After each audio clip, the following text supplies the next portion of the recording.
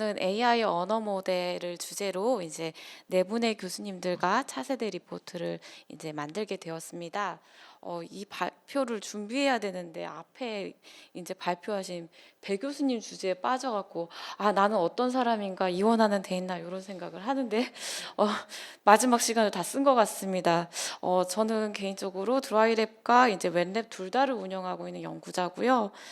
두 종류의 랩을 유지하면서 느끼는 가장 큰 어려움은 아무래도 연구비입니다. 저희 랩의 연구 섹터가 4개 정도 되는데 각 섹터의 연구자 한 명씩은 지속적으로 있어야 하기 때문에 끊임없이 학생 연구자가 됐던 포스닥이 됐던 고용을 해야 되고 거기를 이제 서포트할 수 있는 비용이 발생하게 되는데 그렇다고 저는 멀티 디스플리너리 연구하니까 연구비 더 주세요 할 수 없기 때문에 이 연구의 각 섹터에 있는 사람들을 잃지 않고 인력을 유지하는 게 이제 가장 큰 어려움이지 않았나라는 생각을 해요. 그리고 이제 저처럼 이쪽 저쪽도 아닌 둘 다를 하는 연구자들이 공동 연구를 할 때는 다른 분야 연구자들이 환영을 일단 하지 않습니다. 자기 영역을 침범하고 있다고 느끼실 수도 있고 아니면 그분이 하고 있는 것들을 저희가 잘 따라할 수 있는 역량이 어느 정도는 있기 때문에 공동 연구자로서 저는 어디에서도 환영을 받지 못하지 않나라는 고민이 요새 가장 크게 듭니다.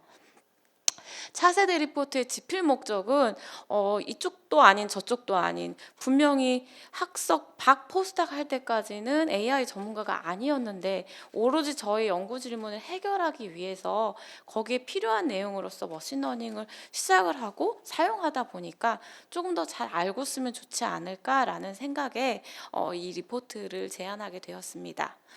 그래서 AI 기술이 지금 가장 크게 주는 영향은 뭘까라고 한다면 지금 자라나고 있는 세대들 그리고 현재 연구하고 있는 연구자들의 학습 활동하고 인지 활동에 자체에 영향을 주고 있다라고 판단을 하고 우리가 그렇다면 나한테 영향을 주고 있는 기술에 대해서 조금 더 알면 좋지 않을까라고 생각을 했습니다.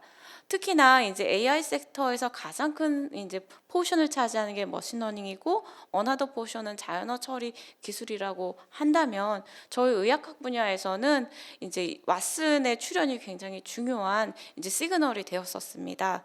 근데 왓슨은 생각보다는 주목은 많이 받았지만 대중화되지 못하고 이제 금세 이제 관심 속에서 사라지는 결과를 보였고요. 2022년 작년에 이제 11월에 이제 3.5 버전이 나온 챗 GPT의 파급력이 어마어마했기 때문에 이것을 대중의 눈높이에서 설명을 하고자 했습니다. 또한 기본 원리, 탄생 배경부터 바람직한 활용 방안을 한자리에서 고민한다면 좋은 성과물이 나오지 않을까라고 예상을 했습니다. 이를 위해서 이제 저의 역할은 저는 의약품 설계에 이제 머신러닝 기술, NLP 기술을 사용하는 연구자로서 전체 차세대 리포트의 구성과 그리고 이제 응용과 그리고 이제 정책적 제언을 하는데 주로 기여를 했고요. 똑같은 와이카스트 멤버신 조민수 교수님께서 언어 모델 전문가를 리크루팅하시고 원고 전반적인 내용을 다듬어 주시는데 기여를 했습니다. 그리고 언어 모델 전문가로서 카이스트 서민준 교수님하고 포스텍 김윤수 교수님이 두 분이 지필의 양두 이제 역할을 하셨는데요. 김윤수 교수님이 히스토리에 주로 집중해 주셨고 서민준 교수님이 미래 발전 방향하고 현재의 새로 개발된 모델들을 소개하는데 집필을 주로 하셨습니다. 거대 언어 모델을 그냥 줄여서 LM이라고 부르겠습니다. 많은 LM들이 산업과 생활을 바꾸고 있고 당장 구글링을 하면 한 5억 개 정도의 웹페이지가 이제 검색이 됩니다. 그것을 구글 트렌드로 조금 더 자세히 들여다보면 분명히 왓슨하고 알파고 알파폴드 이런 것들도 기사화되고 많이 회자됐지만 압도적으로 챗 GPT가 AI 전체 검색어의 80~90%에 이르는 검색량을 현재 차지하고 있습니다. 더군다나 이제 산업의 측면에서 본다면 경제 전문지인 블룸버그가 한 달에 2~3번은 기본적으로 챗 GPT를 언급을 하면서 그 자체의 산업적 가치를 홍보해주는 이제 홍보대사 역할을 할 정도로 큰 관심을 받고 있습니다. 왜 그렇게 큰 관심을 받고 있냐라고 한다면 제 개인적으로 3가지를 생각하고 있는데요. 모든 산업군 구조를 이제 개편하는데 영향을 주고 있다라고 확실히 판단하고 있기 때문이고, 그 가장 가시적으로 보이는 것은 모든 그 업종이 무엇이 됐던 간에 모든 기업이 플랫폼화되는 속도를 챗 GPT가 확실히 가속화하고 있기 때문입니다. 당장 블룸버그마저도 챗 GPT 3.5 발표 이후에 한 6개월 사이에 블룸버그 GPT를 출시를 했습니다. 그래서 확실히 금융과 언론이라는 확실한 콘텐츠를 가지고 특화된 플랫폼을 이미 출시한 바 있습니다. 두 번째로는 우리의 생활 전반에 영향을 주는데, 그 중에서도 디지털 문해력에 가장 큰 영향을 주고 있다고 할 수 있습니다. 과거에서라면 젊은 사람들이나 혹은 어리 어댑터, 연구자들만 갖추면 됐었던 디지털 문해력을 일상생활에 파고들어서 50대, 60대 할머니, 할아버지마저도 디지털 문해력이 있어야 세상을 따라가고 판단할 수 있는 그런 세상을 유도하고 있습니다. 그래서 이제 가장 이제 대표적인 비교를 하자면, 제가 이제 유기화학자였으니까 맥머리의 올게닉 케미스트리라는 텍스트북이 한나의 권위자가 작성한 게 있다면 3, 40년 동안 그것만 열심히 개편하고 그거를 열심히 공부한 학생들은 올게닉 케미스트리의 프린시플에 대해서 정확하게 이해할 수 있었는데, 이젠 그것이 아니라 올게닉 케미스트리를 알고 싶다면 권위자의 텍스트북은 너무 당연한 거고, 다출처로부터 정보를 모아서 그것을 인테그레이션을 하고 서로 모순된 게 있다면 그것을 해결하고 거기로부터 중요한 것이 무엇인지를 추출할 수 있는 역량을 요구하고 있는 사회에 우리가 살고 있습니다. 결과적으로는 사회가 변하면 제도도 같이 변해줘야 되고, 그런 것들을 유도하고 있는 것이 챗 GPT를 비롯한 거대 언어 모델들이라고 생각을 합니다. 그러면 이러한 언어 모델들이 어떻게 탄생했고 변화했는가를 보실 필요가 있을 텐데요. 철저하게 첫 번째는 따라하기, 흉내내기였습니다. 사람의 언어가 뭐지? 사람은 어떻게 언어라는 것을 쓰지? 사람이 쓴 문장은 어떻게 구성되지를 분석하는 것으로부터 시작을 했습니다. 그래서 처음에는 사람이 룰을 정해줬습니다. 주어 다음에 목적어가 와야 돼. 주어 다음엔 서술어가 와야 돼. 이런 식으로 규칙을 정해주고, 특정 단어와 단어 사이에 관계가 많다면 그것들을 미리 딕셔너리에 정의를 하고 시작을 했습니다. 이러한 방식을 룰 베이스드 메서드라고 부르는데요. 고정된 결론에 이르는 거여서 지금 생각하면 의미가 없는 방법처럼 보이지만, 실제로 방대한 양의 텍스트로부터 고정된 결론을 추출하는 것 자체가 텍스트 마이닝에 있어서는 굉장히 중요한 일의 분야였습니다. 지금도 토픽 모델링이라고 부르는 분야에서는 이런 룰에 기반한 모델링을 하고 있습니다. 두 번째 변천사는요, 고정된 결론이 아니라 다양한 결론을 이제 얻어내기 시작했습니다. 일반적인 데이터 사이언스에서 흔히 사용하는 방법인데요. 나한테 지금 주어진 데이터를 잘 분석을 해서 데이터에 등장한 단어 혹은 개념어들의 등장 횟수를 잘 센 다음에 이것을 가지고 분포도를 만들어서 확률론, 거기에 가장 가까운 확률 모형을 찾는 것은 일반적 데이터 사이언스에서 흔히 만드는 방법들입니다. 빈도수 기반한 방법들도 현재 아직까지도 사용되고 있는 언어 모델입니다.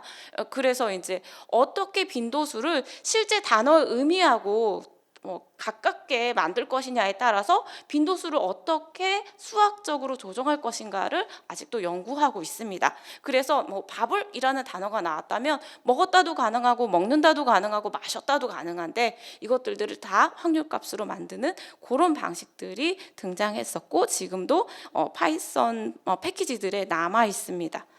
그 방법들이 조금 더 이제 어드밴스된 형태가 벡터화인데요. 앞에서 그냥 프리퀀시라고 하면 그건 스칼라 값 하나지만 있을 수 있는 결과들을 이제 벡터로 만들면 딥러닝 모델의 인풋 데이터로 사용될 수 있습니다. 이거를 피처 인베딩이라고 부르는데요. 그래서 벡터화했기 때문에 벡터화한 방법을 가지고 이제 기계가 학습을 합니다. 그렇게 되면 생기는 현상은요, 앞에 있던 그 프리퀀시의 토대로 계산했던 방법들은 사람이 어떤 단어가 중요했는지 압니다. 그렇지만 이 모델에서는 기계는 단어 매칭도 잘하고 문맥 파악도 잘하지만 정말로는 어떤 단어가 어떤 가중치를 갖는지를 사람은 알 수 없습니다. 이런 상황이지만 그래도 잘 맞췄고요. 그러고 난 다음에는 이제 저희가 알고 있는 번역기인 파파고나 아니면은 챗봇이나 음성법 시리 이런 것들이 정말 생활에서 유의미하게 쓸모 있는 것들로 탄생하는 계기가 되었습니다. 다양한 신경망 모델들을 잘 탐색을 했더니 그 중에서도 뭐 과거에는 재기적, 요새는 순환 모델이라고 부르는 리커런트 뉴럴 네트워크가 가장 성능이 높다.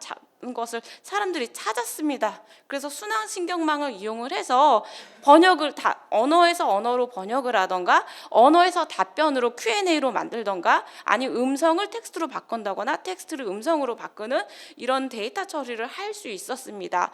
그래서 과거에서라면 그냥 문맥만 이제 알 수 있었던 짧은 문장의 문맥만 알 수 있었던 모델이 텍스트 전체의 일관성도 파악할 수 있는 기술 수준을 달성했습니다. 다만 계산이 효율적이지는 않았습니다.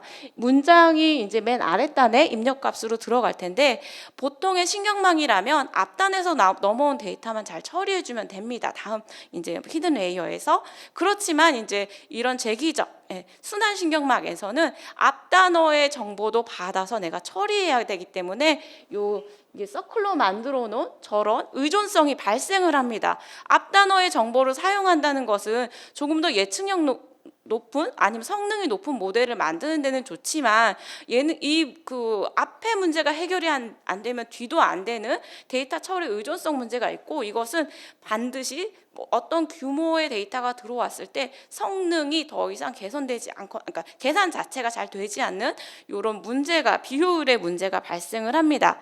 이것을 해결하기 위해서 이 RNN 자체를 사람들이 처음엔 버리지 않았고 RNN 모델을 개선할 수 있는 방법들을 찾았습니다. 뭐 여러 가지 방법들이 있는데 그 중에 가장 이제 주목받았던 게 2017년에 발표된 어텐션이라는 방법입니다. 이 어텐션 메커니즘을 이용을 하면 앞에 이제 그 그림에서는 앞 단어와 뒷 단어 사이에 화살표가 있었는데 그 화살표 의존성을 끊어버렸습니다. 앞 단어의 정보를 사용하긴 할 건데 앞에가 계산될 때까지 기다렸다 계산하는 것이 아니라 앞 단어로부터 왔던 값들과 기존에 있던 모든 단어들 사이에 유사도 값이라는 것을 계산을 해서 그것을 가중치로 반영하자는 이제 그런 아이디어로 어텐션이라는 설계를 했습니다. 이 어텐션 자체를 원래는 RNN에 붙여서 사용을 하다가 나중에는 RNN은 버려버리고 어텐션 자체를 더 강화한 방법으로 만든 게 챗GPT가 주로 사용하고 있는 저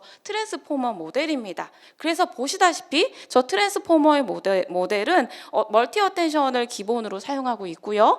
다만 RNN을 사용하지 않았기 때문에 앞단어 뒷단어 순서가 이제 반영되기가 어렵겠죠? 이런 이유 때문에 이제 단어의 위치 정보를 별도로 이제 포지셔널 엔코딩이라는 방법으로 하고 있습니다. 이런 구조로 해서 트랜스포머 모델이 탄생하게 되었습니다.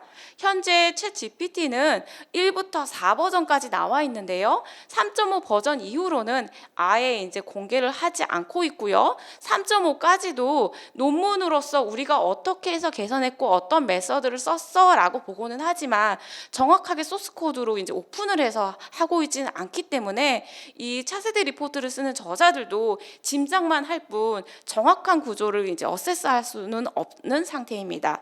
현재 챗 GPT 3.5를 기준으로 한다면 이 모델을 굴리는데 한 1천억 최소 고정 비용 1천억 정도가 드는 것으로 알려져 있고 3에서 3.5 때부터 이제 주목을 받게 된 가장 큰 이유는 사람들이 실생활에서 느끼는 성능이 개선되었기 때문일 텐데 그 성능의 핵심은 가장 주목받고 있는 이제 모델 구조인 트랜스포머 때문은 아니고 실제로는 저 강화학습인데 사람이 기여한 피드백에 기반한 강화학습 때문에 챗 GPT의 성능이 압도적으로 개선될 수 있었습니다. 무슨 말씀이냐면요.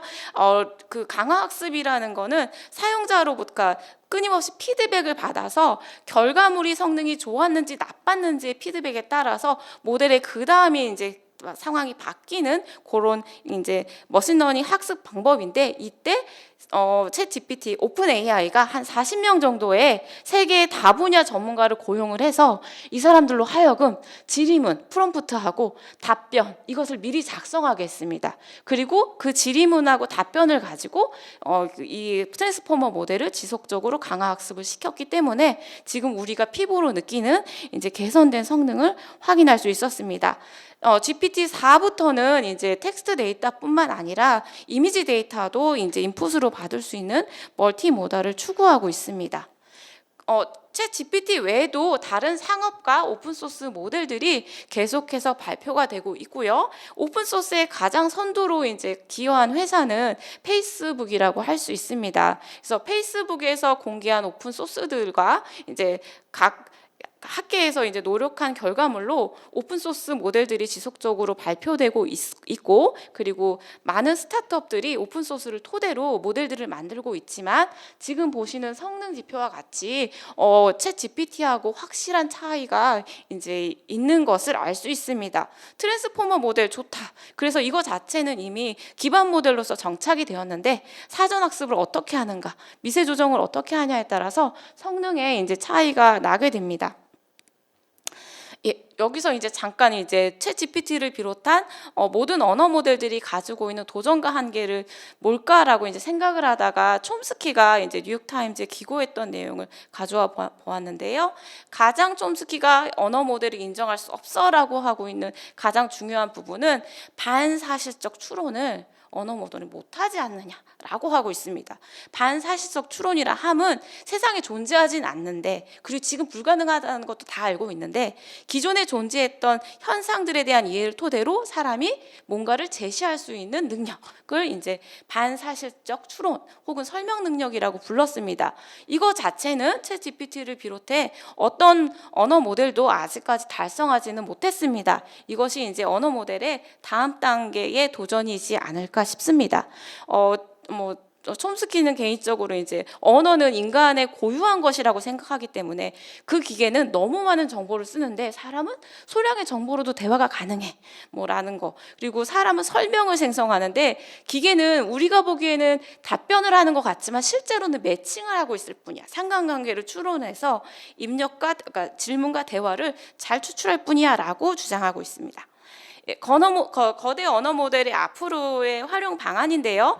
말씀드렸던 대로 추론 능력 개선이 필요하고, 이거는 매시브한 양질 전화 속에서만 가능하기 때문에 실제로 우리나라에서 글로벌리하게 굉장히 큰 언어 모델을 제공하려고 한다면 이 양적으로 뭔가 매시브한 투자가 이루어져야 합니다.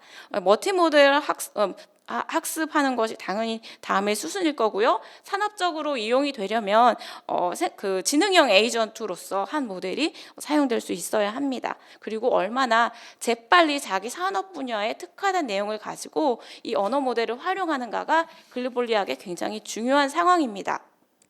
정책 제언입니다. 우리나라 국가 미래 산업 기술 경쟁력을 생각을 한다면 아이러니하게도 언어 모델은 소프트웨어의 영역이지만 하드웨어의 영역인 GPU를 얼마나 잘 확보할 것인가가 언어 모델 능력을 그리고 그 기술을 기반 기술을 잘 갖고 가느냐에 있어서 가장 중요하다고 지적하고 있고, 이것들은 우리나라 정부도 잘 알고 있는 사실입니다.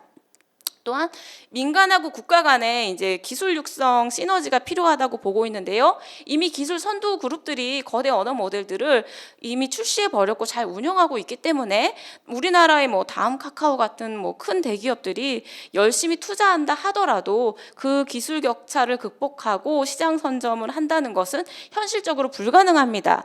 이에 특화된 우리나라만의 산업에 그 언어 모델 기술을 접목한 차별적인 기술을 만드는 것이 필요하다라고 제언합니다. 아까 말씀드렸던 금융에 특화된 블룸버그 챗 GPT가 가능했던 이유는 블룸버그는 자신들의 데이터를 공유하지 않습니다.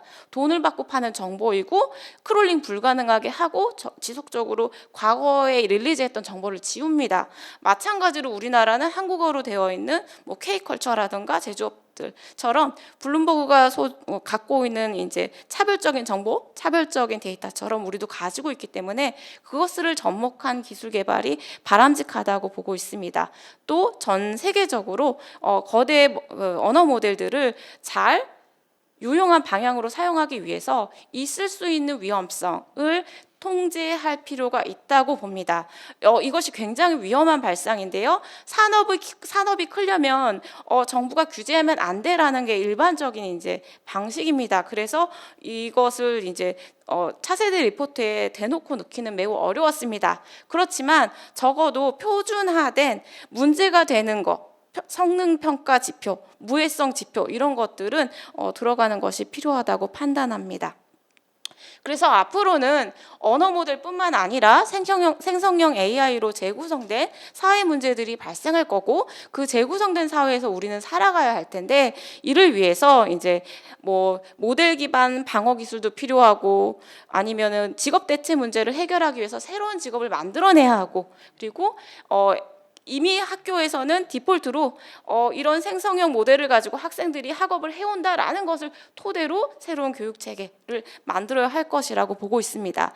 또한 이제 결과물에 대한 합의된 기준이 필요한데요. 챗 GPT를 이용해서 새로운 것을 작성했습니다. 이것의 소유권은 누구인가? 오픈 AI인가? 아니면은 질의문을 던졌던 사람인가? 환자 데이터를 가져와서 뭐 언어 모델을 가지고 결과가 나왔을 때 데이터는 환자 것인가? 아니면 그 언어 모델을 가지고 결과를 만든 병원의 것인가? 이런 것들에 대한 데이터 소유권 문제가 해결이 필요하다고 봅니다. 경청해 주셔서 감사합니다.